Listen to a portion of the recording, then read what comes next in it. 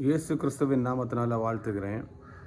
இந்த நாளிலும் பைபிளில் நம்ம எடுத்து படித்தா அதில் ஏ டு இசட் அந்த தொடக்கம் முதல் கடைசி வரை கொடுத்துருக்க மெயின் கான்செப்ட் என்னன்னா, ஒரு மனுஷன் நித்திய ஜீவனுக்குள்ளாடி பிரவேசிக்கிறது குறித்து. இன்னும் சொன்னோம்னா இயேசுவோடு ஒரு வாழ்க்கை, தேவனோடு இருக்கிற ஒரு அனுபவம். ஆழமாக சொல்ல போனால் மரணத்தை ஜெயித்து ஜீவனுக்குள்ளாடி பிரவேசிக்கிற ஒரு அனுபவம் தான் பைபிளில் ஃபுல்லாக கொடுத்துருக்கு. ஏன்னா இயேசு கிறிஸ்துவும் அதை தான் செய்து காட்டினார். எதுக்கு செய்து காட்டினார்னா, நான் எப்படி பிதாட்ட இருக்கிறேனோ அதுபோல் நீங்களும் அந்த இடத்துல வரும்படியாக தான் நான் இதை என்ன பண்ணேன், உங்களுக்காக செய்தேன். ஏன்னா நம்ம பாவத்திற்கு இருக்கிற நம்ம, மரணத்தில் இருக்கிற நம்ம, அதிலிருந்து நித்திய ஜீவனுக்குள்ளே பிரவேசிக்கிறதுக்கு என்ன செய்யணும்னு உள்ளதை அவர் தெளிவாக சொல்லி கொடுத்தாரு. அவர் செய்தும் காட்டினார்.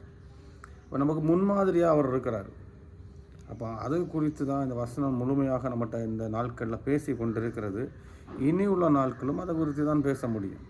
ஏன்னா வசனம் ஒரு நாளும் பொய் சொல்லாது. ஆசீர்வாதத்துக்கு வேண்டியோ, அற்புதத்துக்கு வேண்டியோ, இல்லை ஒரு சுக வாழ்க்கைக்கு வேண்டியோ கொடுக்கப்பட்ட ஒரு காரியம் அல்ல. நித்தியத்துக்கு போகிற ஒரு சுக வாழ்க்கையை கொடுத்து பேசுகிற ஒரு காரியம்தான் வசனம். ஏன்னா ஒரு ஆள் நித்தியத்துக்கு போகணும், அதுக்கு என்ன பண்ணணும்னு உள்ளதான் இயேசு கிறிஸ்து செய்தார். அவருக்கு ஜீவனை கொடுத்தார்.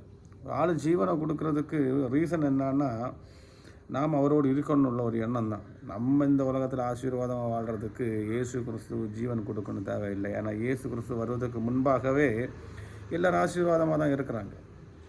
ஏன்னா கடவுளை அறிந்தவனும் அறியாதவனும், அவரை பின்பற்றுகிறவனும் பின்பற்றாதவனும், கள்ளனும் கொள்ளைக்காரனும் நல்லவனும் கெட்டவனும் எல்லாரும் இந்த உலகத்தில் ஜீவிக்கிறாங்க. வயசானவங்க ஜீவிக்கிறாங்க, ஏழைகள் ஜீவிக்கிறான், பணக்காரன் ஜீவிக்கிறான். ஆனால் ஆசீர்வாதம் உள்ளவனும் இருக்கிறான், ஆசீர்வாதம் இல்லாதவனும் இருக்கிறான். அப்போ அது இல்லை ஆசீர்வாதம். உண்மையான ஆசீர்வாதம்னு சொல்கிறது என்னன்னா, காசு கொடுத்தோ இல்லை இங்கே பெரிய பெரிய வீடும் பங்களாயும் கட்டுறதுனால வருகிற ஆசீர்வாதம் அல்ல. நித்தியத்துக்கு போகிறது தான் உண்மையான அல்டிமேட் ஆசீர்வாதம். ஏன்னா அதுக்கு அந்த ஆசீர்வாதத்துக்கு ஒரு முடிவு கிடையாது. இதுக்கு ஒரு 80 அல்லது 100 வருஷத்தோட இந்த உலகத்தை விட்டு நான் செல்லும் பொழுது என்ன ஆசீர்வாதம் எனக்கு கூட வரப்போகிறது கிடையாது. இந்த உலகத்தோட மக்கி மண்ணாக போயிடும். அப்போ அந்த வசனத்தை குறித்து ஒரு அவேர்னஸ் நான் திருப்பி நான் அதை கொடுக்குறது. யோவான் 6ஆம் அதிகாரம் 63வது வசனம். ஆவியோ உயிர்ப்பிக்கிறது, மாம்சமோ ஒன்றுக்கும் உதவாது. நான் உங்களுக்கு சொல்லுகிற வசனங்கள் ஆவியும் ஜீவனுமாயிருக்கிறது. அப்போ இதில் தெளிவாக ஒன்று கொடுத்துருக்கு, ஆவியோ உயிர்ப்பிக்கிறது. இப்போ ஆவியோ உயிர்ப்பிக்கிறதுன்னா இதில் 2 கான்செப்ட் இருக்குது. நம்முடைய ஆவி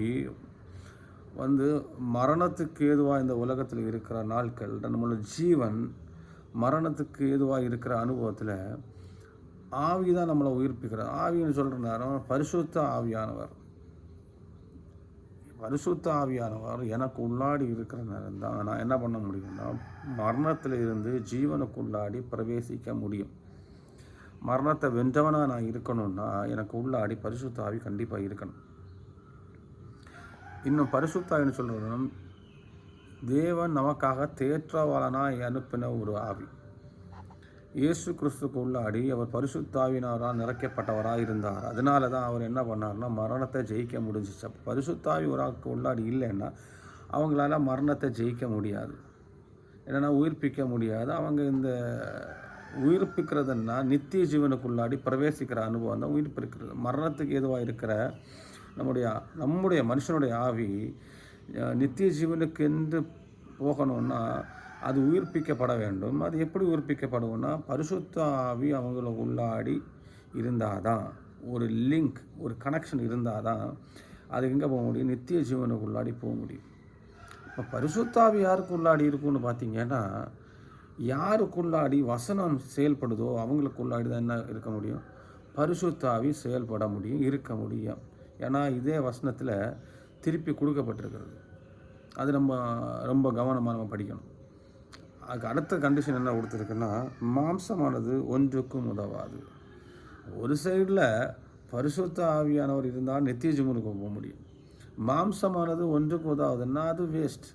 மாம்சம்னு சொல்கிறது இந்த 80 வருஷத்தில் இந்த நமக்கு மனுஷனுக்கு ஒரு ஆவி கொடுக்கப்பட்டிருக்கு. அது ஜீவிக்கிறதுக்கு இருக்கிற ஒரு கூடாரம் தான் இந்த மாம்சம். இந்த உலகத்தில் இருக்கிற நாட்கள் இந்த மாம்சம் நம்மோடு இருக்கும்.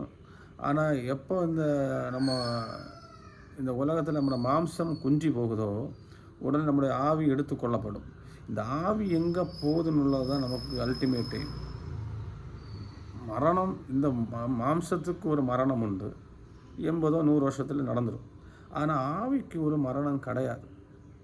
அது ஒன்று நித்திய நரகத்துக்கு போயிடும், அல்லனா நித்திய பரலோகத்துக்கு போயிடும், நித்திய ஜீவனுக்குள்ளாடி பிரவேசிக்கும். நித்திய ஜீவனுக்குள்ளே பிரவேசிக்கிற ஆத்மாக்கு மரணமே கிடையாது. மரணம்னு சொல்கிறது நரகத்தில் போய் விழுறது தான் மரணம்னு நம்ம சொல்கிறோம். ஆவிக்குரிய மரணம், ஆவிக்குரிய பிழைப்புன்னு சொல்கிறது நித்திய ஜீவன். அது எது கொடுக்க முடியும்னா பரிசுத்த ஆவியானவர் தான் கொடுக்க முடியும். அந்த பரிசுத்த ஆவியானவர் உள்ளாடி இருக்கிறதுக்கு முதல் அடையாளம் உங்களுக்குள்ளாடி வசனத்தின் மூலியமாக நம்முடைய வாழ்க்கை இயங்கி கொண்டிருக்கிறதா, வசனத்தின்படியாக நான் என்னுடைய வாழ்க்கையை நகர்த்தி கொண்டிருக்கிறேன்னா, எல்லா காரியத்துக்கும் வசனத்தை நான் முன்மாதிரியாக நடத்துகிறேன்னா, எனக்கு தொழிலாக இருக்கட்டும், என்னுடைய பேச்சு, என்னுடைய நடக்கைகள், எனக்கு பிஸ்னஸ், அல்லது எனக்கு வீட்டில், அல்லது இன்னும் ஆழமாக சொல்ல போனால் உலக பிரகாரமாக இல்லாமல் உலகத்தில் உள்ள காரியங்களாக, உலகத்தில் உள்ள பேச்சுக்களோ அறிவுரைகளோ இல்லாமல் ஆவியால் நடத்தப்படுறீங்களா, வசனத்தால் நடத்தப்படுறீங்களா, அவங்களுக்கு நித்திய ஜீவன் கண்டிப்பாக உண்டு. இதில் கொடுத்து நான் உங்களுக்கு சொல்லுகிற வசனங்கள் ஆவியாயும் ஜீவனுமாக இருக்கிறது. அப்போ எது ஆவியும் ஜீவனுமாக இருக்குன்னா, வசனம் யாருக்குள்ளாடி இருக்கோ அவங்களுக்குள்ளாடி பரிசுத்த ஆவியானவர் கிரியை பண்ணிகிட்டு இருப்பார். பரிசுத்த ஆவியானவர் யாருக்குள்ளாடி இருக்கோ அவங்களுக்கு ஜீவன் இருக்குது, அவங்களுக்கு மரணம் கிடையாது. அவங்களுக்கு தான் உண்மையிலே சொல்ல போனால் ஒரு சம்பூர்ண ஆசீர்வாதம்னு சொல்கிறது இந்த உலகத்தில் உள்ளதல்ல.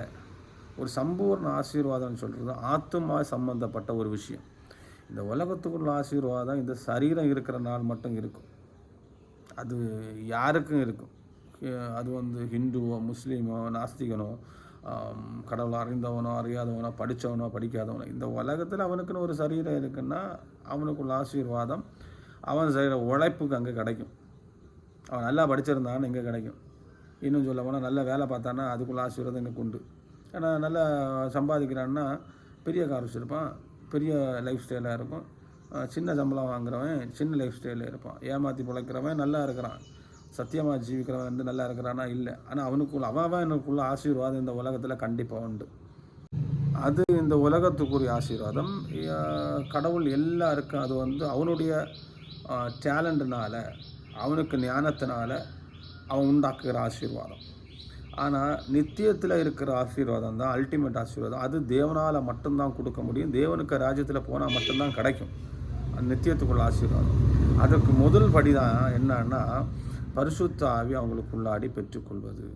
அந்த பரிசுத்த ஆவி உள்ளாடி இருக்குன்னா மட்டும்தான் அந்த ஜீவனுக்குள்ளே பிரவேசிக்க முடியும். பரிசுத்த ஆவி உள்ளாடி இருந்தால் மட்டும்தான் அந்த நித்திய ஆசீர்வாதத்தை நான் சுதந்திரத்து கொள்ள முடியும். அந்த நித்திய ஆசீர்வாதத்துக்கு முதல் அடையாளம் என்னன்னா நரகத்தில் இருந்து ஒருத்தன் எஸ்கேப் ஆகிறது தான் அவன் பெற்றுக்கொள்ள போகிற பரம ஆசீர்வாதம். ஏன்னா நரகத்துக்கு போகிறவங்களுக்கு திருப்பி அவங்களுக்கு இன்னொரு வாழ்க்கை கிடையாது. அவங்க மரணத்துக்குள்ளாடி நேரே சஞ்சரித்து கொண்டிருக்கிறாங்க. அது ஆசீர்வாதமே கிடையாது. தேவன் கொடுக்குற ஆசீர்வாதம் தேவனோடு இருந்து பெற்றுக்கொள்வது, அது தேவனுக்குரிய ஆசீர்வாதம். அதை பெற்றுக்கொள்ளணும்னா பரிசுத்த ஆவியானவர் உள்ளாடி இருக்கிறாங்க. அந்த பரிசுத்த ஆவியானவர் உள்ளாடி இருந்தால் தான் நமக்கு அந்த ஆசீர்வாதம் பெற்றுக்கொள்ள முடியும். அது கிடைக்கிறதுக்கு வசனம் உள்ளாடி இருக்கணும். வசனம் உள்ளாடி இருக்கிறவங்க வாழ்க்கையில் தான் பரிசுத்த ஆவியின் செயல்பாடு பார்க்க முடியும். அவங்க உள்ளாடி பரிசுத்த ஆவி இருக்கிறார். சும்மா வசனத்தை விட்டுட்டு எனக்கு உள்ளாடி பரிசுத்த ஆவி இருக்கிறாருன்னு பார்த்தா ஒன்றும் வேலைக்கு ஆகாது. அதெல்லாம் பொய் பித்தலாட்டம், யார் வேணாலும் சொல்லலாம். ப்ளஸ் இந்த பரிசுத்த வசனம் உள்ளாடி இருக்கிறவங்களுக்கு உள்ளாடி தான் ஜீவன் இருக்குது. அப்போ இந்த ஜீவனுக்குள்ளே பிரவேசிக்கணும்னா ஜீவன் நமக்கு உள்ளாடி இருக்கணும், நம்மளோட ஆத்துமாய்க்கு உள்ளாடி இருக்கணும் இல்லையா? அதுக்கு முக்கியமான காரியம் ரெண்டெண்ணம். ஒன்று வசனம், ரெண்டாவது வசனம் இருக்கிற இடத்துல பரிசுத்த ஆவியானவர் இருப்பார். அவர் இருக்கிற இடத்துல அந்த ரெண்டு இருக்கா உங்களுக்கு நித்திய ஜீவனுக்குள்ளாடி என்றாகிறதுக்குள்ள வழியும் தகுதியும் இருக்கிறது. அதுதான் நமக்குள்ள பரம ஆசீர்வாதமாக இருக்குது. தேவன் இந்த நாட்களில் இந்த சண்டே தேவனுக்குள்ள சம்பூர்ணமாக ஆசீர்வதிக்கட்டும். சண்டே போகிறோம், அநேக கரெக்டாக பேசுகிறோம், எல்லா காரியத்திலும் வசனத்தை முன்னிறுத்தி நம்ம வாழ்க்கை ஓடிட்டு இருக்கான்னு பார்க்குறப்ப நான் மெசேஜ் கொடுத்துட்ருக்கிறேன். நானும் மெசேஜ் கொடுக்குறதுனால இல்லை, என்னுடைய வாழ்க்கை வசனத்துக்கு ஒத்ததாக போய் கொண்டிருக்கிறதான்னு பார்க்கணும். நானும் வஞ்சிக்கப்படாதபடி நீங்களும் வஞ்சிக்கப்படாதபடி வசனத்தை அண்டிக் கொள்ளுங்கள், பரிசுத்த ஏற்றுக்கொள்ளுங்கள். அவரோட ஒரு வாழ்க்கையை நீங்கள் பழகிக்கொள்ளுங்கள். உலக வாழ்க்கையை நீங்கள் செகண்டரி ஆப்ஷனாக வைங்க. ஆமேன்.